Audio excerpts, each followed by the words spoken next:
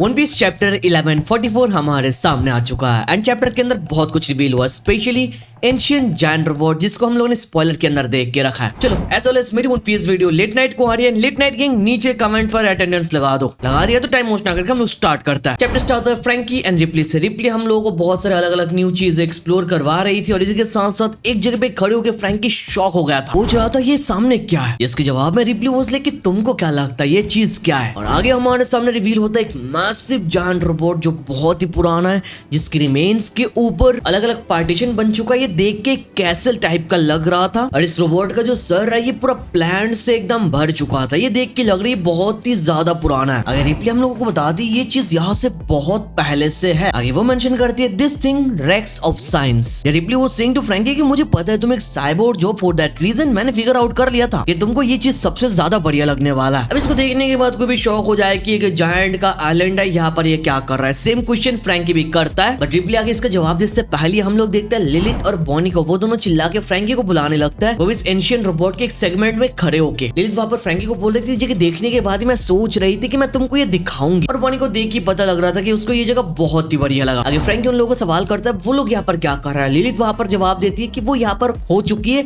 जो जवाब सुनने के बाद फ्रैंकी उसने एक जीनियस लाइक वेगापंक भी खोज सकती है। आगे रिप्ली बोलने लगती है कि अच्छा हुआ कि चलो तुम लोग यहाँ पर मिल चुके। रिप्ली ने ऑलरेडी अलार्म सुन लिया, उसको पता लगे जो फॉरेस्ट है यहाँ पर रहना भी सेफ नहीं है, आसपास कुछ ना कुछ चल रहा है। बट आगे लिलिथ तो ये सारे वार्निंग को इग्नोर करके बोलने लगती है यार ये जगह बहुत ही बढ़िया, इस जगह को देख के पता लग रहा है ये जगह कम से कम 3000 साल पुरानी है। जो सुन के फ्रैंकी का दिमाग फट जाता है और बोलने लगता है 3000 साल पुराना, तुम समझ रहे हो 3000 साल कितना होता है। अगर रिप्ली कंफर्म कर दी थी पर लिलिथ ने जो बोला वो उसको डिनाई नहीं कर सकती। दैट मींस ये सच है, ये जो जगह ये 3000 साल पुराना है। ये जो रोबोट है 3000 years old robot bro. Plus replay ये भी ऐड करती है जो रोबोट है जिसके ऊपर ये बिल्डिंग वगैरह बन चुका है, एल्वफ के लोगों को खुद भी पता नहीं कि ये बिल्डिंग किस काम का है। They don't even know anything about the building. They don't even know about the origin of the building, origin of the robot. पता होगा तो कैसे होगा भाई, 3000 साल पुराना। हम लोग को पता है जायंट्स की उम्र बहुत ज्यादा होती है बट उतना भी नहीं है, बिकॉज जो ओल्डेस्ट जायंट या फिर ओल्डेस्ट ह्यूमन बीइंग जो वन पीस वर्ल्ड के अंदर है दैट इज 400 इयर्स ओल्ड। हमारे सामने जो रिवील हुआ एल्डर जरोल, राइट, ये हम लोग को बताया गया। बट ये एंशिएंट रोबोट 3000 साल पुरानी है। फॉर दैट रीजन एल्वफ में किसी को भी इसके बारे में ठीक से कुछ पता ही नहीं है। तो ऐसा होने का चांसेस इसके बारे में शायद वो जो मोरल टेक्स्ट वगैरह है जो रॉबिन रीड कर रही थी बुक पर, आई होप यू रिमेंबर, वो हार्डली टेक्स्ट वहां पर शायद कुछ लिखा हो इसके बारे में जिसके थ्रू हम लोग को पता चले ये जो एंशिएंट रोबोट है ये क्या है, ये तब क्या था। 3000 इयर्स इज एक्चुअली ह्यूज। हम लोगों को पता है जो void century that is 800 years old. Joy Boy के पास एक रोबोट था, तो यहाँ पर मेरे को लगता है जो 3000 इयर्स ओल्ड है that is Nika's timeline, I mean the original sun god Nika. उसके पास भी शायद हमारे जैसे क्रोमेट्स थे, ऐसा हो सकता है, बिकॉज जॉयबो के पास भी एमेथ था जो एक रोबोट है, जुनेशा था जो एक एनिमल है। इसको फॉलो करते हुए अगर हम लोग रिसेंट टाइमलाइन में देखें तो हमारे पास फ्रैंकी है जो एक साइबोर्ग है, ऊपर से हमारे पास चॉपर है जो एक एनिमल है। तो ये सब कुछ आपस में मिल जाता है इजीली। तो यहाँ से देख के हम लोग बता सकते हैं जो जायंट रोबोट हमारे सामने है, मे बी इट वाज निकास कंपेनियन। लाइक 3 डिफरेंट वर्ल्ड हमारे सामने है। फर्स्ट वर्ल्ड के अंदर निका के साथ ये जायंट रोबोट था, सेकंड वर्ल्ड के अंदर जॉयबॉय के साथ एमेथ था, एंड थर्ड वर्ल्ड के अंदर लूफी के साथ फ्रैंकी है। तो यहाँ से पता लग रहा है कि Franky gonna play a big big big part. भाई सच्ची बता रहा है यार, बहुत टाइम हो चुका है फ्रैंकी का कोई कैरेक्टर डेवलपमेंट हम लोग नहीं देख रहे। तो it's a hint from Oda sensei that Franky gonna play a big part in future, because Emet ने बढ़िया रोल प्ले किया जॉयबॉय के साथ और इस रोबोट ने शायद बढ़िया रोल प्ले किया होगा सन गॉड के साथ। तो Franky gonna do something really big. तो देख के अच्छा लग रहा है। मेन कैरेक्टर तो बढ़िया है, इसको छोड़ के भी ओडा सेंसे जो साइड कैरेक्टर्स है इनका भी बढ़िया कैरेक्टर डेवलपमेंट डिसाइड करके रखा है। बस अभी के लिए मैं चाहता हूँ सांजी का थोड़ा कैरेक्टर डेवलपमेंट हो जाए, नामी एंड उsopp का। चलो नामी ऑलरेडी पावरफुल है, ज़ीउस है उसके साथ, we know right, she is already more powerful than Usopp, but I hope Usopp gonna do something in future. अब आगे सब देखने के बाद लिलिथ बोलने लगती है जो चीज है इसके ऊपर रिसर्च करना वर्थ होने वाला है। तो मैं सोच रही यहाँ पर मैं मूव कर जाऊं और यहाँ पर मैं रिसर्च करना स्टार्ट कर दो। तो या लिलिथ यहाँ पर रिसर्च करने वाली है, तो लिलिथ कुछ काम करेगी, यहाँ पर कुछ ना कुछ होने जा रहा है भाई। बट आगे इसके बारे में कुछ हम लोग और देखें इससे पहले हम लोग सडनली देखते हैं बॉनी चिल्लाने लगती है और सब लोग पीछे घूम के देखते हैं। ऊपर से वो ज़ीउस का जो मॉन्स्टर है बच्चों के सपने से रियलिटी में आ चुका है, वो हमारे सामने आ जाता है,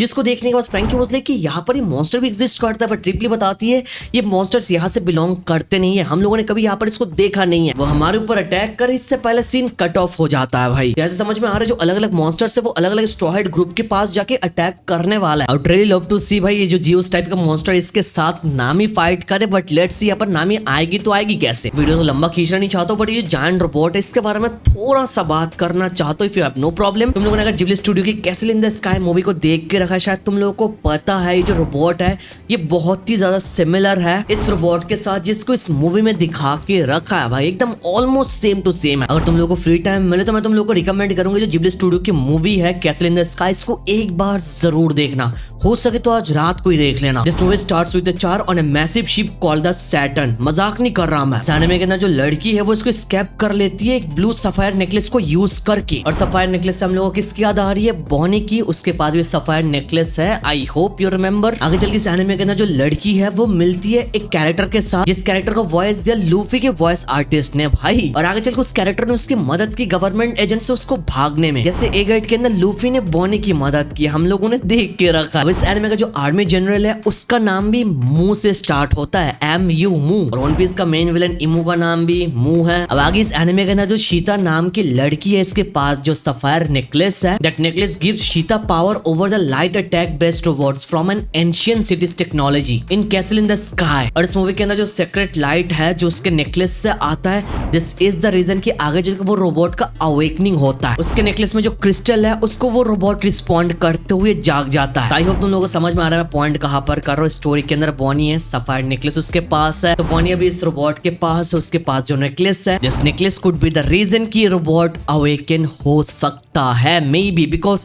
रोबोट को दिखाया गया है there some reason behind it, right. जैसे एमेथ को दिखाया गया था, आगे चल के एमेथ जाग गया था, इसलिए जागा था लूवी के लिए, right. So this time Bonney could be the reason, और बॉनी के पास जो नेकलेस है maybe it's for a reason, right. बाकी तुम लोग चाहो तो इसके ऊपर ओपिनियन दे सकते हो, और मैं रिकमेंड अगेन करूंगा ये मूवी अगर टाइम मिले तो तुम लोग देख लेना, बहुत कुछ पता चल जाएगा। आगे सर ये मोमेंटम के बाद हम लोग वेस्टर्न विलेज में चले जाते हैं, और वहां पर हम लोग देखते हैं वो स्केलेटन टाइप का जो जायंट मॉन्स्टर है वहां पर वो अटैक करने के लिए आ गया। वहां पर देख के उसको सब लोग शॉक हो जाता है, और वहां पर जब कुछ जायंट्स को पता चलता है एक्चुअली में आए कैसे, वो लोग शॉक थे कि मतलब क्या है, बच्चों के इमेजिनेशन से आ गया, मजाक है क्या। आगे स्केलेटन को ब्रूक देखने के बाद बोलता है ये थोड़ा जाना पहचाना लग रहा है, ओ क्या ये सच्ची में मैं हूँ। ब्रूक का रिएक्शन बहुत बढ़िया था भाई। आगे हम लोग देखते नामी उस सब जिम में जायंट्स के साथ मिलकर फाइट तो करना चाहते थे, बट वहां पर जायंट्स बोलता है तुम लोग हमारे गेस्ट हो, हम तुमको फाइट करने नहीं दे सकते, और हम जो जायंट्स है we are enough to defeat this monsters. बीच में हम लोग कोलोन को देखते हैं, हम लोग ऑलरेडी पता है कोलोन बाकी जायंट्स बच्चों की तरह नहीं, उसको फाइट करना अच्छा लगता, फॉर दैट रीजन वो सब लोग को रिक्वेस्ट कर रहा था कि मुझे भी फाइट करना, मैं गबन का बेटा हूँ, बट जायंट्स उसको डायरेक्टली मना कर देता। आगे हम लोग नामी को देखते हैं, वो बोलने लगते हैं, वो इंट्रूडर जो स्टार्टिंग में आए थे शमरॉक एंड गान को, कि यहाँ पर दो बंदे ऐसे हैं जो आगे जायंट्स को अटैक किया, तो उनमें से एक शैंग जैसा है, जो सुनने के बाद सब लोगों को जरूर अलर्ट कर देता है कि यहाँ पर इंट्रूडर्स आ चुका है। जिसमें नामी से ये सब कुछ सुनने के बाद डायरेक्टली बोल देता है अगर उनके पास वियर्ड पावर है दैट मींस उनके पास डेविल फ्रूट पावर्स है। और इन लोग में जो इतना सब कुछ रिसेंटली हो रहा है, maybe this two are the reason behind all this. आगे सब कुछ सुनने के बाद ब्रूक भी बोलने लगता है कि यहाँ पर इतने सारे मॉन्स्टर्स है,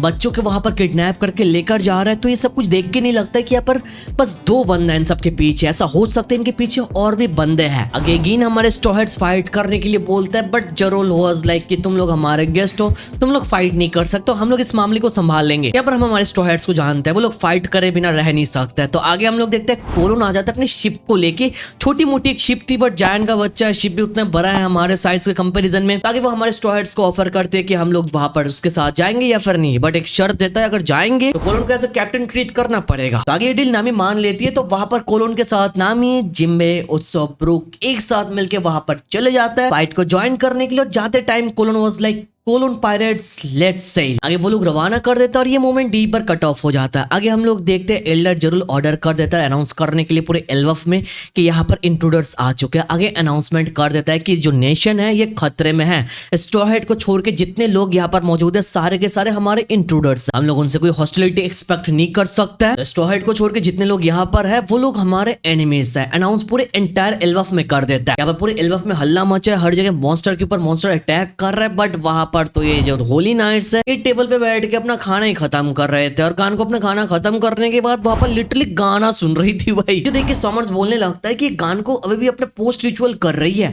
बट गान को इसको रिप्लाई में बोलती है कोई पोस्ट रिचुअल नहीं है, समथिंग जो मुझे करने में अच्छा लगता है, उसको ये गाना सुनने में अच्छा लगता है। आगे समर्स गान को कुछ सवाल करता है, गान को तुम्हारा फेवरेट सॉन्ग क्या है?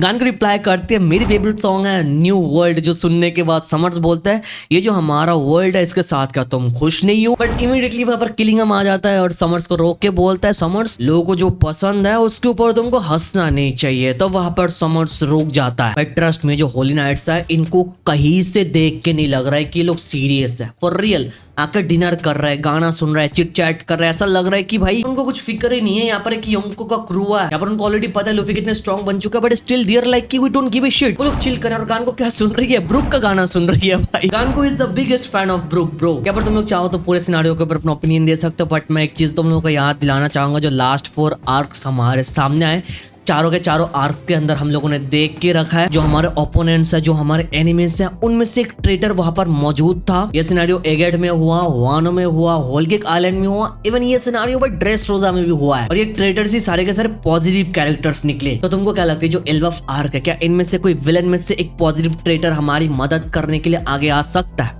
इफ यस तो ये कौन हो सकता है? Is it from holy knight like गानको में भी? सेंट तो वहां पर वही पर जाता है बिकॉज देख के तो लग रहा है कि वो ड्रैगन का स्पाई है और ओडासन से लास्ट 4 आर्क्स में सेम काम करते हुए आ रहे हैं। तो मेरा डाउट बहुत ज्यादा यहाँ पर है।